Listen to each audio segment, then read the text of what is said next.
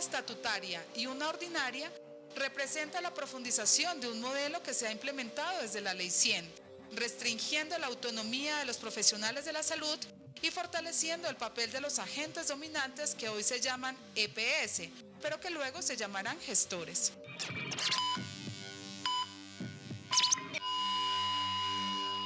Nadie tiene dudas de la grave crisis que vive el actual sistema de salud en Colombia.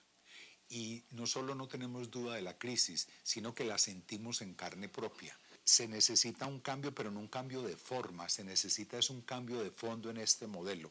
La propuesta de un cambio de fondo en el cual la salud deje de ser un negocio y se convierta como debe ser en un derecho humano fundamental, garantizado por el Estado. En esta discusión necesitamos la participación no solo del sector de la salud, de los médicos. Es muy importante las marchas de blusas blancas, pero necesitamos blusas de todos los colores, blusas de obreros, blusas de campesinos, blusas de mujeres del común, del cotidiano, para que esto sea no el logro o el esfuerzo de un sector, sino que sea un esfuerzo colectivo, un esfuerzo ciudadano en el que todos participemos.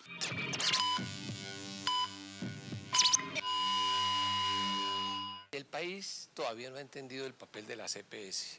Creen pues que las pusieron ahí como unas intermediarias financieras para que se quedaran con el dinero. El día que se acaben las EPS, que se pueden acabar eventualmente en algún momento, el país va a añorarlas, va a decir qué bueno o el sistema no era tan malo como la gente pensaba. La salud ante todo es un derecho de la gente, pero la salud es un derecho que cuesta. Y entonces ahí es donde viene, ¿se puede hacer negocio? Yo creo que se puede hacer negocio decente, que los médicos tienen derecho a ganar, los hospitales y las clínicas tienen derecho a ganar, las aseguradoras a ganar, pero a ganar dentro de unos límites razonables. Eso es lo que llaman negocio. ¿Es la educación un negocio? ¿Es la religión un negocio? Todo en la vida puede terminar siendo un negocio si maneja recursos económicos. Lo importante es que no se abuse de esos recursos, porque son públicos, porque son escasos, porque le pertenecen a la sociedad. Entonces, digámoslo, que puede ser un negocio, pero un negocio decente.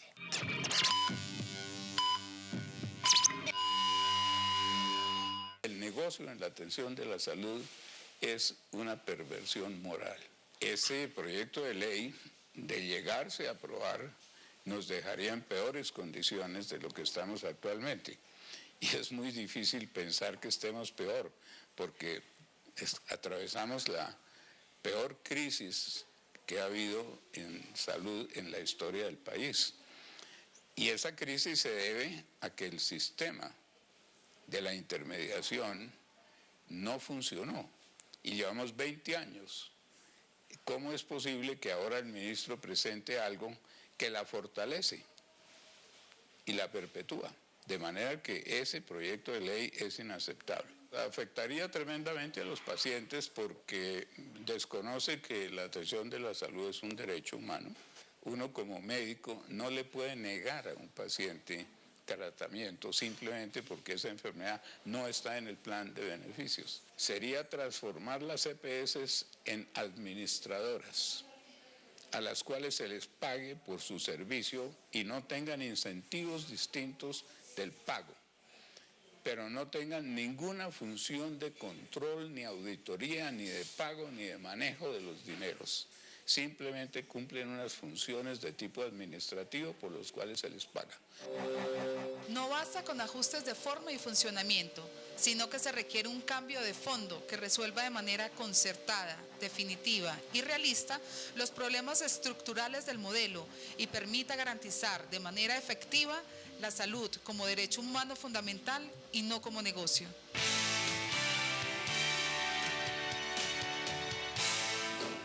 Estamos en La Controversia, transmite Canal Capital en directo un programa de La Franja de Opinión. Este programa se lo dedicamos a la reforma de la salud. Ya vimos distintas voces de cómo está la crisis de la salud y cómo son las distintas posiciones sobre la salud.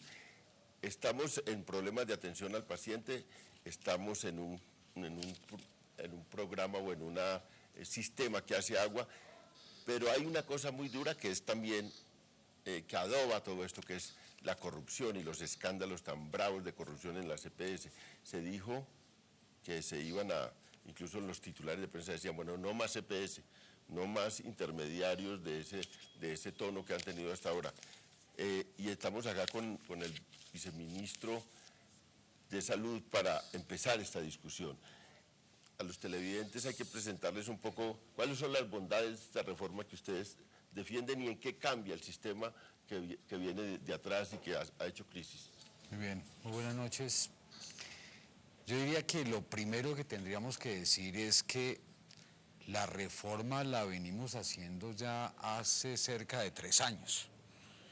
Y eso es lo que debemos decir en primer lugar, porque la reforma no necesariamente en sí es el proyecto de ley. El proyecto de ley es un instrumento más dentro del marco de la política de lo que venimos haciendo. Solamente le menciono 3 cosas rápidas. Plan decenal de salud pública, tema importante. Saneamiento o depuración de EPS, es una superintendencia haciendo su tarea. Unas opciones de movilidad y portabilidad que le permitan a los usuarios tener mejores condiciones de acceso, entre otras. Entonces creo que eso es lo primero que hay que decir. Ya con respecto al proyecto de ley, creo que ahí también ha faltado un poco de conocimiento y un poco más de entender cuáles son los temas que se esperan corregir con la reforma. Y creo que yo los podría resumir en 4 temas centrales que justifican el proyecto de ley que cursa en el Congreso de la República. El primero, una demanda creo que de todo el mundo, el tema de la centralización de los recursos. Usted mismo lo decía en su presentación, ahí se presentaron casos de corrupción, se presentaron casos de falta de control. Lo que estamos haciendo acá con la creación de una institución como Salud Mía es devolver lo que la Ley 100 en algún momento le entregó a las EPS, que fue el recaudo de los recursos. Primer punto, los recursos, tanto los fiscales como los parafiscales, van a ser administrados de una manera unificada. Eso sería una entidad pública. Sería una entidad pública. Segundo, esa entidad sería encargada de administrar y de resolver el segundo problema también crítico, el tema de la afiliación de la gente. Hoy en día los agentes, las EPS, pueden de alguna manera poner barreras de acceso a la afiliación, por ingreso, por edad, por sexo, por cualquier tipo de condición.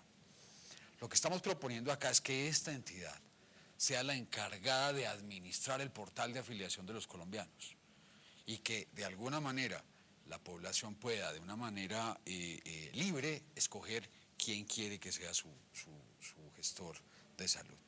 O sea, evitamos que haya una selección adversa. Y el tercero, que los recursos vayan directamente desde este fondo a los prestadores de servicios de salud. Que esa es tal vez uno de los temas que históricamente ha afectado a este sector en materia. ¿Cómo se van a llamar esos prestadores? No, los prestadores son las IPS, públicas y privadas. Entonces, ese es un primer punto que resuelve 3 problemas, la creación de Salud Mía. El segundo tiene que ver con los gestores. El segundo tema importante y la creación de las áreas de gestión sanitaria. Lo primero es que no es cierto decir que los gestores son las mismas EPS con una fachada distinta, como lo han dicho en algunos casos. Con un nombre distinto. Con un nombre distinto. No es cierto. Primero, y hay 3 diferencias fundamentales. Primero, no recauda los recursos. Segundo, no afilia. Tercero, no paga directamente. Es decir, ya no esos críticas que veíamos sobre la intermediación financiera desaparecerían porque ya no tiene los recursos en su manejo. Es Mía la que lleva los recursos. Salud Mía tendría los recursos y de ahí se giraría la totalidad de los recursos a hospitales y obviamente los mismos gestores. Tema fundamental, se cambian los incentivos de lo que hoy se tiene. Hoy, de alguna manera, los incentivos no están puestos hacia la gestión en salud de la población. Y lo que estamos haciendo, si se lee detenidamente el proyecto que salió de la plenaria del Senado, es ponerle incentivos a los gestores y a los prestadores en función de resultados en salud. Es decir, aquí le va bien a cualquiera de los agentes si la gente está sana, si la gente tiene una puerta de entrada libre, abierta, que le permita controlar de una manera adecuada, digamos, los factores de riesgo que pueda tener para de enfermedades o factores de riesgo que puedan afectar su salud. Entonces yo creo que es un cambio radical. Algunos piensan que es mejor, como lo vimos en algunas de las declaraciones, que los recursos vayan directamente desde este fondo único, Salud Mía, a los prestadores. Yo creo que ahí hay que recordar la historia, ya lo hicimos, y lo hicimos durante 3 años con el sistema de recobros, en donde 4.5 billones se fueron como por arte de magia, en algunos casos en colusión de algunos actores, y esto lo que nos generó fue lo que usted dijo precisamente, en algunos casos escenarios de corrupción y atomización de los recursos, inclusive en la población no más pobre de Colombia. Dejemos ahí, viceministro. Pero déjeme, simplemente cierro con el último tema para señalarle. El tema financiero. Usted lo ha dicho, aquí hay una crisis financiera importante. La ley está incluyendo los mecanismos para dar la solución a esa crisis financiera. La crisis financiera no se puede resolver con el flujo normal de los recursos.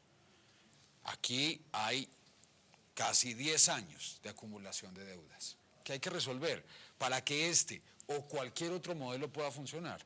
Sin solucionar ese problema es muy difícil pensar en que se tengan bases sólidas para desarrollar un nuevo modelo. Ahora seguramente volveremos sobre el tema financiero, de dónde va a salir esa plata. Pero, senador Mauricio Ospina, ¿usted cuáles son las objeciones principales que le hace a esta idea? Definitivamente difiero con el señor viceministro, porque al estar la plata en un fondo donde vamos a tener una zona especial de gestión, donde va a haber solamente un gestor que tiene el 80% de las funciones iguales que las EPS, más otras que lo van a volver superpoderoso. Ejemplo, van a tener la capacidad de negociar los precios de los procedimientos y además van a poder tener integración vertical. ¿Integración vertical qué significa? Significa que van a poder construir sus clínicas para poder hacer la atención primaria en salud, que no es cosa pequeña, es solamente el 70% de los procedimientos. O sea que lo que vamos a tener es una fiducia donde el mismo gestor ordena que se le pague a él mismo sus recursos. O sea, eso es el ratón cuidando el queso, o más bien es profundizar en un modelo donde no estamos haciendo una reforma estructural, sino donde estamos haciendo una reforma cosmética. Definitivamente, lo que va a suceder aquí es que vamos a ver como los buceteros en la séptima en Bogotá hace muchos años, una guerra del centavo a ver quién ejerce más procedimientos más rápido para acabar los recursos en el mediano plazo. Y por otro lado, es que el ministerio siempre nos habla de que van a haber unos indicadores de gestión para que la gente esté saludable. La pregunta mía es, esa debería ser la propuesta que está en la ley y que deberíamos estar los legisladores evaluando si definitivamente esos indicadores en la forma en que los van a colocar va a tener los impactos que nos dicen que van a tener. Pero lastimosamente yo llevo 3 años en el Congreso, vi cuando se tramitó la ley 1438 en el año 2010, que se sancionó el 19 de enero del 2011, un día antes de que exaltara el gran escándalo del cartel de las EPS, y me di cuenta que muchas de las cosas que quedaron para reglamentar en el ministerio terminaron siendo en contra de la comunidad. Ejemplo, de la plata que nosotros pagamos, los que tenemos trabajo, hay un 1.5% que va a solidaridad para la gente que no tiene recursos. Y quedó un artículo que decía que se iba a hacer una transferencia de esa plata hasta el 1.5%. En la reglamentación quedó que era el 1.37%. Y ese 1.37% lo llevaron para pagar ese desfondo que nos habla el viceministro, que son los recobros del FOSIGA. O sea que los problemas están y no los negamos, pero los problemas tiene implicados directamente a muchos funcionarios del Estado, porque ¿cómo así que la contabilidad no pega en salud? ¿Cómo así que no podemos tener o podemos evaluar de dónde son todas esas deudas? ¿Por qué tiene el Estado que volver a salir a pagar las deudas de las EPS? ¿O por qué el ministerio en ese momento tiene que estar extorsionando a las secretarías municipales para decirle que les pague sus deudas si siguen apoyando el proceso de salud? Yo creo que estas son las cosas que tenemos que estar discutiendo en este modelo. Y esto es lo que nos tiene que demostrar de que no hay cambio del modelo, hay profundización del modelo. Y le voy a contar una cosa, no fuimos nosotros, fue estudiantes de la Universidad Nacional los que demostraron los sobrecostos en los medicamentos del plan obligatorio de salud en las EPS más grandes, que hacían subir la UPC a unos niveles exorbitantes de más de un 50%, casi calculándose pérdidas al año de 7 billones de pesos. Entonces yo pienso que si definitivamente nosotros quisiéramos atacar los problemas, tenemos que hacer un buen diagnóstico, y ese diagnóstico consiste en llegar a la raíz de los problemas, y tenemos que entender de que muchas de estas EPS, como ahora que acaban de sancionar a Salucop con 1.4 billones de pesos a su gerente, tienen que estar por fuera del sistema, porque fueron los más inmorales los que le negaron servicios a la gente, especialmente a los niños con cáncer, y en Colombia tenemos una de las tasas de supervivencia de niños más baja de Latinoamérica, y no es porque los colombianos seamos diferentes, solamente es porque somos negligentes desde las EPS. Mario.